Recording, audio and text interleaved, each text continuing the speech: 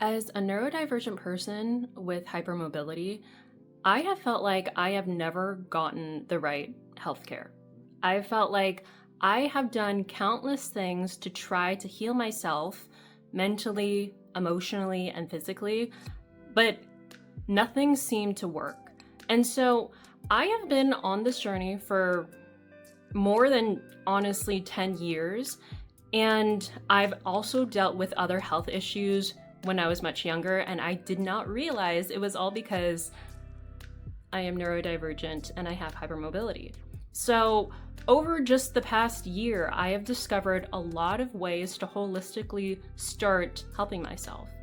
And these are ways that I was not finding really from anywhere else. So, I just wanted to share a little bit about my health journey and why I think when you are neurodivergent and hypermobile and just any type of person, you need to address your health holistically. Hello, welcome back to my podcast. My name is Ariel, and this is Feeling My Feelings, where I, a neurodivergent person who dissociated for long periods of time and who didn't understand how much neurodivergence actually affected her, where I start to unmask and I start to feel my feelings and actually learn to express myself.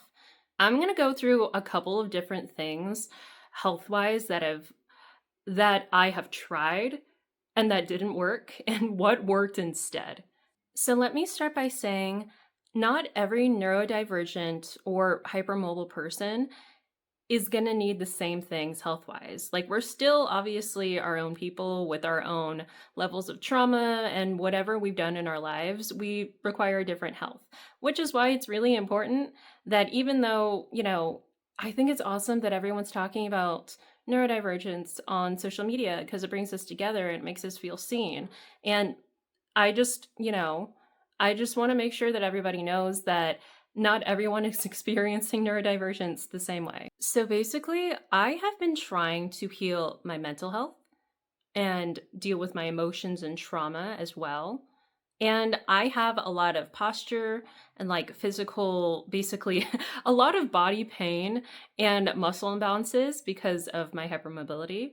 And I have gone to countless therapists and physical therapists and personal trainers and even coaches.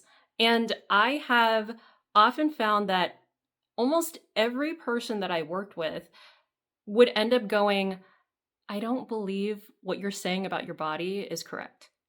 I know that this is starting to change, which is awesome, but it is so normal for most of the time for us to just believe whoever the professional is because they studied. And this is something I learned from somebody else that I recently went through a coaching program. I remember her saying, I'm not just going to trust the person who read something in a book. I'm going to trust the person who either experienced it or is listening to a person who is experiencing something. I think it was really important for me to initially see a therapist for them to kind of get an understanding of my family structure and why, my upbringing and my background made me feel as traumatized or unseen and confused about myself as I did. I often would isolate myself. I would often feel like I was really sensitive. And I remember when I was younger, I would have these outbursts, and my family would go, I don't know why she's so emotional, or I don't know why you're always so angry, or you have what they would just call an attitude. So I remember being like at one point told by my cousin, like, you're probably bipolar, or you're probably, like something like that. And I do feel like oftentimes because, you know, I feel like because back in the day, so for me, this is like probably 20 years ago now, we didn't really recognize the spectrum of neurodivergence. So we basically just knew that autism was the extreme, form of autism, and ADHD was a really hyperactive, like a really physically hyperactive kid who couldn't concentrate in school. And so we didn't know the other nuances of what a neurodivergent person could look like. So when I went to therapy and I was 15 and I was telling them, I would have these emotional outbursts that I couldn't control, or I would also feel really awkward around people. And I would also tell them this was a huge thing for me. I could not concentrate in class because I was so over aware of the people around me. And I would be so distracted. And it would be like every little fidget that someone was doing, or like I'd suddenly just be really in tune with that type of person. And I'd be really hyper aware of like what they were doing. Or there was just a lot of sensory overload and overstimulation. And I was trying to describe this to therapists, and they would go, well, you have a lot of social anxiety. Well, you're really anxious. And I'd be like, yes, but also that doesn't seem completely the whole thing. And I kind of want to tell them a little bit more about how it felt, but they'd be like, you're just anxious. And I want you to do sort of like breathing exercises. And I think, and at one point I actually tried Lexapro, and it sort of felt sedating, and I felt like I couldn't move, and I felt like my body was always heavy. But I will say, I would still be open to sort of medications, but in my case, I didn't initially think that it was helpful, so I stopped it at that point. But for me, I thought I didn't feel completely heard, and this would keep going. So that was my first sort of bout with therapy. They would always come to the conclusion, you're really anxious, you have social anxiety, and obviously you have a lot of trauma. And the part of it where they talked about you have a lot of trauma, it's your family structure, all of this stuff, completely understand. And I felt like, oh, okay, that makes sense. But then past that, it didn't feel right to just say I was just anxious. And later on, like, I would switch therapists. We would talk about like the trauma that happens like in typical like types of families, and for me, Asian families. And I'd go, okay, this makes sense. So basically, I would go through therapy, and then I get to a point where the therapist would go, wow, you really understand things. Or like, you're really self aware. That's great. And they would just kind of be like, well, you just have to understand and let go, and understand like your family's the way they are. And then I'd kind of go back to me, and I'd be like, well, what could I do with these feelings, or how do I react, or whatever? And I've tried like cognitive behavioral therapy. I haven't felt very, able to really enact those tools in the moment, though, because I think a lot of cognitive behavioral therapy also is just like you have to be self-aware enough and have the ability to, when you're in the moment of anxiety, be able to tap into those tools, be aware of it, and feel like you can focus on them. And I would often have trouble even doing that. And it'd be funny because I get to a point with therapists and they'd be like, wow, you're, like A plus, you did really well in therapy. You understand everything. And I'd be like, yeah, can we do other stuff? Or sometimes I would talk to a therapist and I'd be like, I'm really frustrated about this situation, and this is what makes me angry. And they would immediately try to shut down or, calm down the anger, which makes sense. But they would immediately go, that thought isn't right. Like they would immediately try to tell me, like, you need to overturn the thought right now, or you need to believe a different thing. And I found that just for everyone, this isn't just for neurodivergent people, but for for me, it kind of felt like really invalidating to my body and what I understand now is my dysregulated mind, for someone to abruptly just tell me like, "Oh, you should stop thinking the trauma that you have. You should stop believing that that hurts you because actually it came from something else." Like, for example, I could talk about, like a lot of us, we have really complex relationships with our families. And I could say, like, I'm annoyed with my sibling relationship. And they'd be like, well, that's not really where she's coming from. And I'd be like, so these are the feelings that I need to deal with. And they'd be like, but that's wrong, right? Or like, that she's just having trauma. And I'd be like, mentally, I know that. physically, emotionally, that's not translating. And I think that for a lot of therapy, they they want us to sort of override how we feel with just and we just need to use thoughts to do that. And it's important that we do think differently and we change our beliefs, but to me that's like the first step. Like it's not, I don't think that completes everything. I think, which is why I want to talk about holistic health, I think that you have to see how that affected the rest of your body.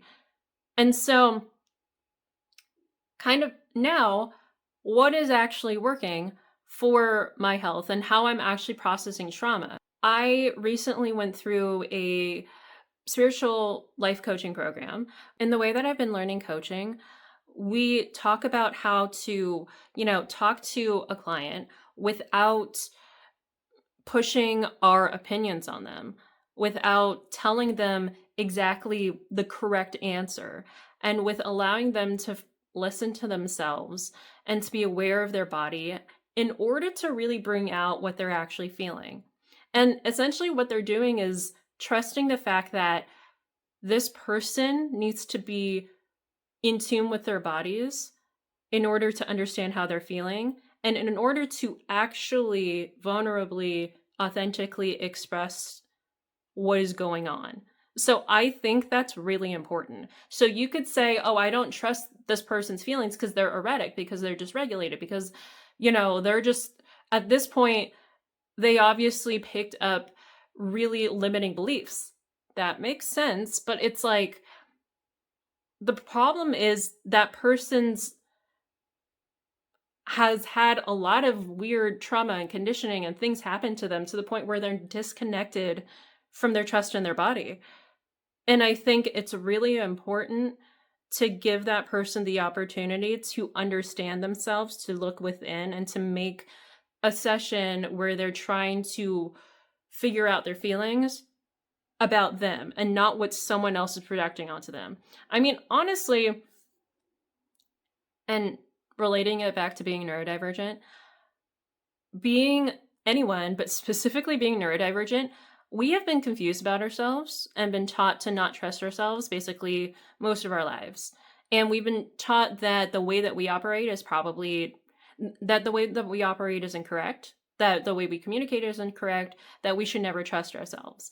And that's always gonna create internal conflict, and that's gonna create more trauma, and that's gonna create confusion because you're basically being told all the time someone else is right about you and you're not. And I think that is overall generally the mental health issues that we often face with therapists as neurodivergent people, especially since there has not been a lot of talk about like the spectrum of neurodivergence until recently. A lot of people discard the neurodivergence and they just call you anxious, or they'll just kind of tell you like, well, you have focus problems, you should take Adderall, you should do this, or whatever it is. I will just say like I think therapy does a lot of really good stuff to understand why you are the way you are. And it's really important that we have that part, but I'm just going to say it's it's not the whole holistic healing picture. So, yeah, so in terms of like what actually helps me with my mental health and emotions and with trauma healing is having a space where someone allows you to hear yourself, and also having that person be someone more empathic who can hold those feelings. So I'm not saying that they're supposed to validate you and tell you everything you're saying is right. I'm saying that like most of the time that's what we're missing. And as a neurodivergent person, you're probably constantly gaslit into thinking like the way that you think, the way you move in your world is all incorrect. Like you're being told constantly that everything about you is wrong. And I think it's really important that you have an opportunity to listen to your body and go, I like to let your body tell you this is how I would like to be operating, or this is what's comfortable for me. so that this is how I would like to move and think and speak in order to feel like I'm the most aligned.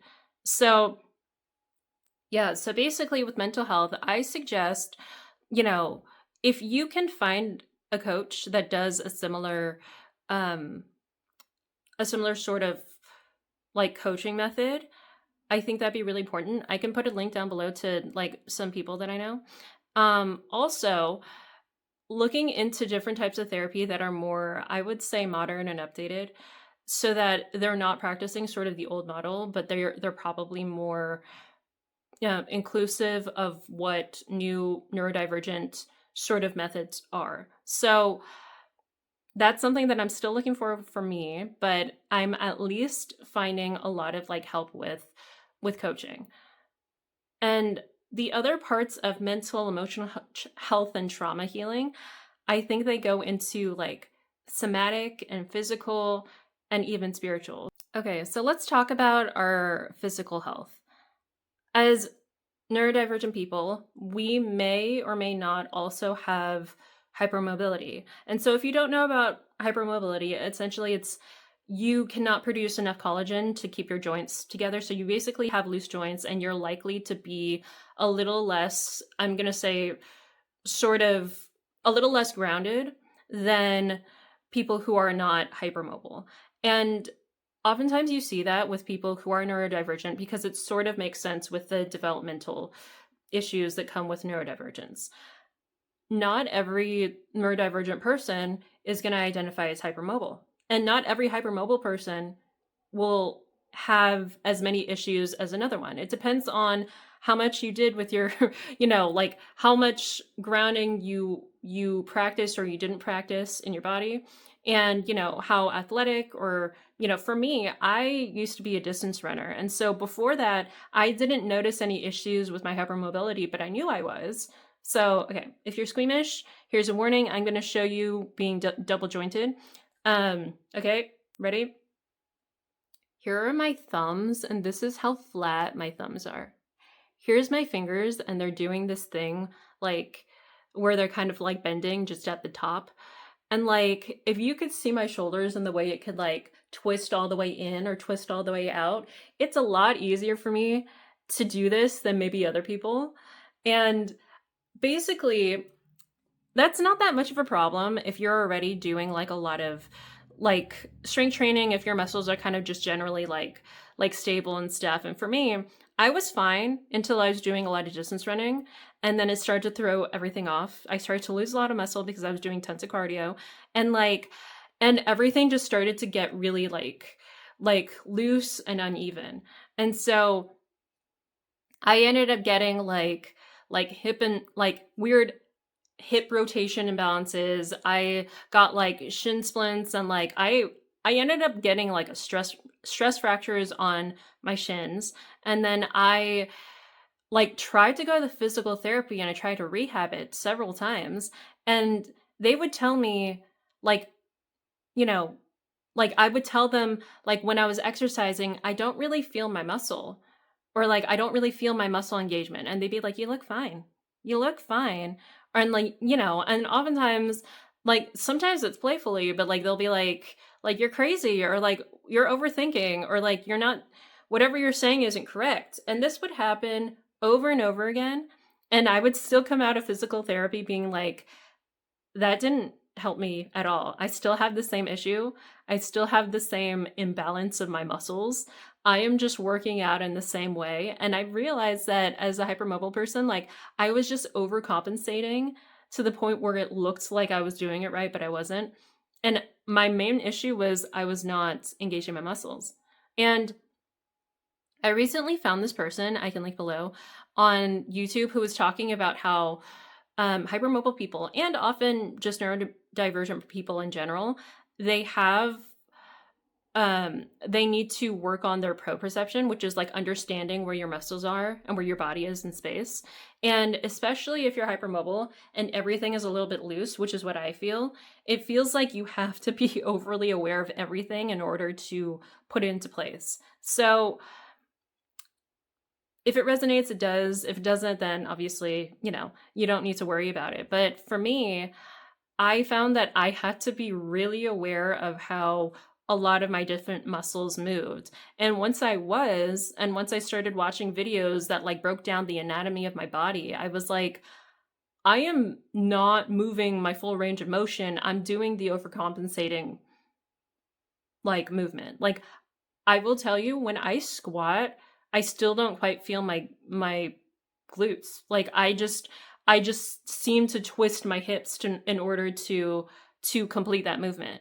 And like I would tell physical therapists this and personal trainers this, and they'd be like, "You look great. You're doing a really deep squat there. Or you're like, you have a great range of motion." And I'm like, I told you in the beginning that I was hypermobile. I don't know that you understand what that actually means and what to actually look for. And like, and they would just basically what I'm trying to say here is, again, they kept telling me, I don't believe you about what you're saying about your body. I don't believe you. You look fine. I can't. And that is such a like I'll give them this. Like it's so confusing to probably like a healthcare professional to be like, I don't know if I should spend more time on this or if I should just make this person do this, but you probably should just consider it. And I feel like if those people kind of took more time and looked closer, they would have been like, oh, actually, I see it. Because I think it's not that unnoticeable, but whatever. Anyway, but basically, as a hypermobile person, it did not work for me to go to the physical therapist that I had under my insurance. And I had actually tried going to personal training. I even tried personal training again this year. And both types of people are now a little bit more aware of hypermobility, but they still don't exactly know what to look for. And even if you're not hypermobile, I think there is some like basically some people don't actually know how to deal with some of those deeper overcompensations anyway. Like I think a lot of the things that I was dealing with were like imbalance in my hips and like a lateral tilt, and not a lot of physical therapists or people who like not a lot of people I noticed like who are into like professional fitness, like they don't always recognize that. But there are some people, I guess you would call it functional fitness, functional therapy, physical therapy, that actually break those things down and actually understand it. So I'll link below to some of the people that I like that have really good videos based on that. But those sorts of things are helping me more. So basically, the people who take you seriously and look deeper into your body and why and how things are connected are the people that end up helping me more than the people who go, I think you look fine. I don't understand why you're saying that. So yeah, basically I still think it is ridiculous to me to not listen to a person when they're saying repeatedly, I think this is happening. Also, I have a condition that makes this make sense. And I think oftentimes what's really frustrating is when you are neurodivergent, and a lot of us are ADHD, autism spectrum. For me, I run a little bit more autism spectrum. We appear anxious. We appear like we're a deer in the headlights. We appear like a little bit less socially, like what people think is socially acceptable sometimes, because we appear overstimulated and heightened and anxious. So when you appear that way, people aren't going to take you seriously. But unfortunately, the people who appear that way probably need more help. Like, this is what I want to emphasize. If you don't believe someone because they're anxious, I think that's stupid. If you don't believe someone because they are actually showing you the trauma in their body and on their face, that's stupid because it's right in front of you. It is right in front of you that someone is showing their confusion, their anxiety, that they don't understand something. And most people handle that by going, oh, I know better than them. And so I need to take hold, and everything they're saying, I can't believe. So I understand to not cater to and just say like, and tell someone like, oh yeah, everything is bad. I just think that a lot of us who are autistic or ADHD or anything else on the neurodivergent spectrum, we're going to show up more anxious. We're going to show our trauma on our faces. We're going to look like we're freezing a lot of the time. We're going to look like we don't know what we're saying. And we're going to seem really off balance. And because of all those things, people assume I should not trust you about what you're saying. And I shouldn't even trust you about what you're saying about your own body. And I think that's fucking stupid. Because I would say that person is showing you really clearly all of their trauma. So really, I feel like a lot of the issues with healthcare and not finding and not being able to find the right health care is that you're often denied your feelings. You're often told that you're wrong. And you often get gaslit into thinking that you are one way, that you have a certain issue, that you should be taking these things, that, I don't know, that you shouldn't believe in yourself. And so that's why when you're looking for somebody who's helping you, you need to make sure that they're the type of people who actually want to take time to listen, that consider what you're saying, that actually work with you and not at you. So so basically in terms of the physical health and like realigning my body and grounding myself, I find it the best when I can work with people who pay attention, but also who have enough patience and should have enough patience to break down what things should be feeling. Like who have enough patience to break down what things should feel like. But for me, I have not yet found an actual physical therapist in person who is like this, but there are a lot of people who do online physical therapy, who do Zoom calls and stuff, who kind of use that like functional therapy model. And I have done a couple sessions with them before. You just have to be really specific about what you're saying. I'll drop some links in my description box below. But yeah, so that's on body and posture healing.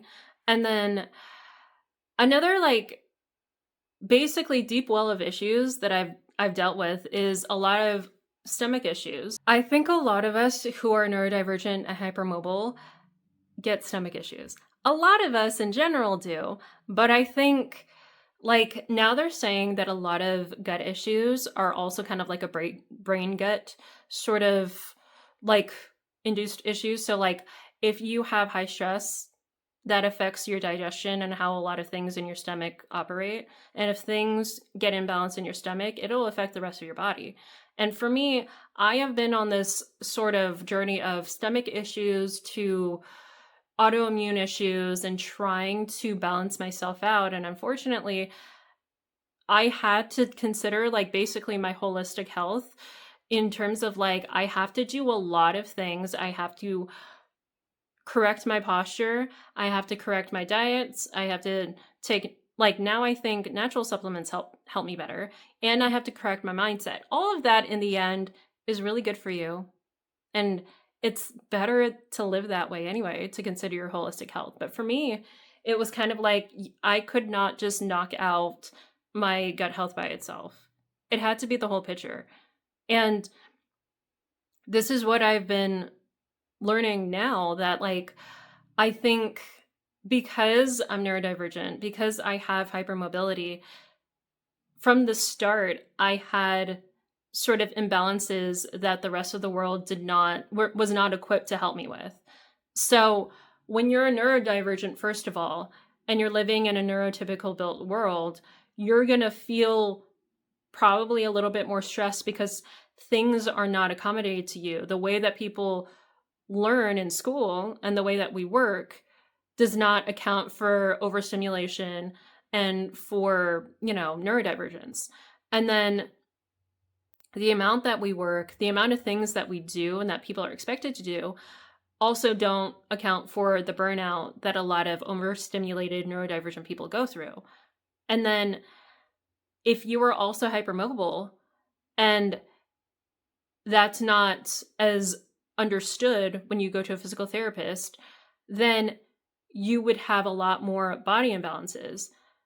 And all of that stuff, I will just say, I don't think we are a problem. I think there's not enough people who can actually understand how to help us solve the issues that happen. Like a lot of people don't understand that even though we have what seems like invisible conditions or whatever, it builds up over time to the point where you could get stomach issues, which turn into autoimmune issues, which turn into other things. And I don't want to say that to be sorry, I don't want to be like, I don't want to like scare anybody. I'm saying I am coming from that place. I ended up in that place, and I don't think that there's enough people talking about it. So I want to be able to be there and to talk to and to be able to share this with everybody so that you don't have to get that far in as I did. For me, I found that when I saw a regular GI doctor, it was the sort of thing where they kind of just tell you, like, take a laxative and then you'll be fine. But I kept having ongoing gut issues and they kept getting worse. So eventually I learned about functional medicine. And what they do is they help you with natural supplements and things that could help you with not only one isolated part of your body, like your stomach, but overall. Like it kind of would they also just consider how your stomach affects the rest of your body and how these things are interconnected, functional.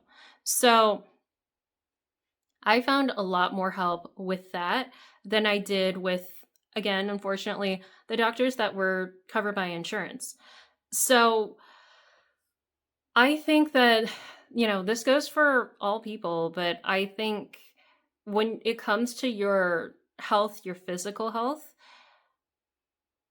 it can be really easy for a doctor to kind of give you like medication that's isolated for one part of your body that may help temporarily, but may give you like other issues down the line. But it helped it helped once.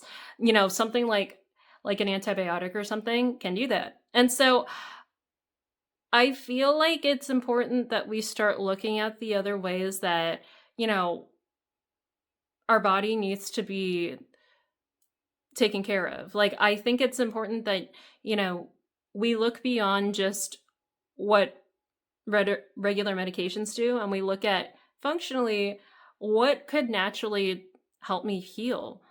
So, something that I think is actually really overlooked is our spirituality. And I have found lately that this is actually a huge core, even grounding part of my life that allows me to live the most purpose driven that I want to live, to rise above what people think of me as a neurodivergent and hypermobile person. And it has helped ground me. Now, I know that a lot of people think spirituality gets us ungrounded and it gets us not in touch with reality. It's important to factor in why you believe you're here as part of your health. It's important to identify you as a person and your unique makeup, your unique energy is important and an important piece of the world and humanity. I think if we forget that part of us, and if we're just looking at, like, how can I keep maintaining my health so that I can function for other people so I can work? How can I maintain my body so that, I don't know, I can function and I can work, I can operate? We're missing the part of it where beyond all those things, even if those things are still imbalanced, we are still important.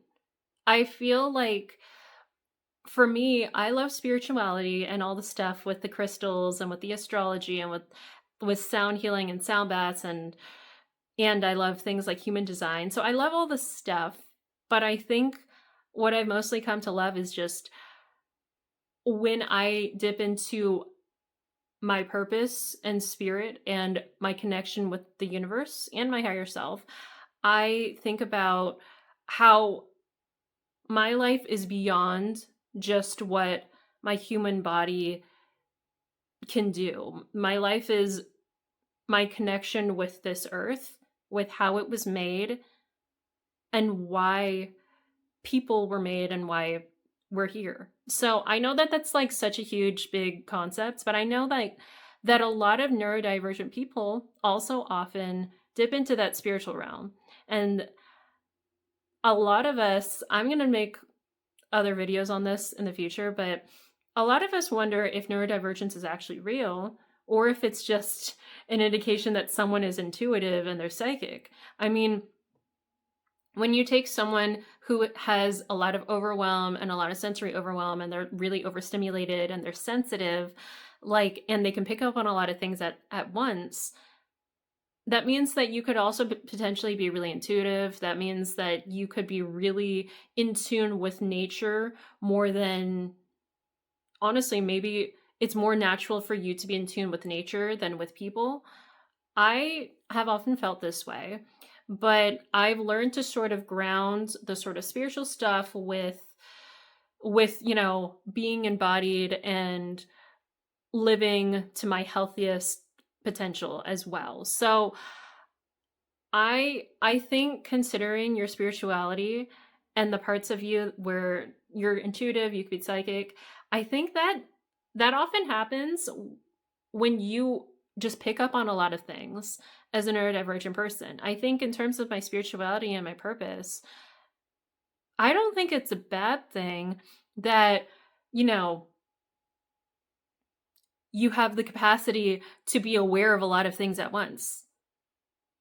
Like a lot of neurodivergent people find that they have strengths that typically you would have to build up like through learning and experience. But oftentimes we nail a lot of pattern recognition immediately, or like we're hyper aware of things where we, I don't know, could sense something, could sense danger, could be a good read on people. We could be really sensitive and empathic, and we could be really emotionally intelligent. But oftentimes, because of what, people are thinking just because of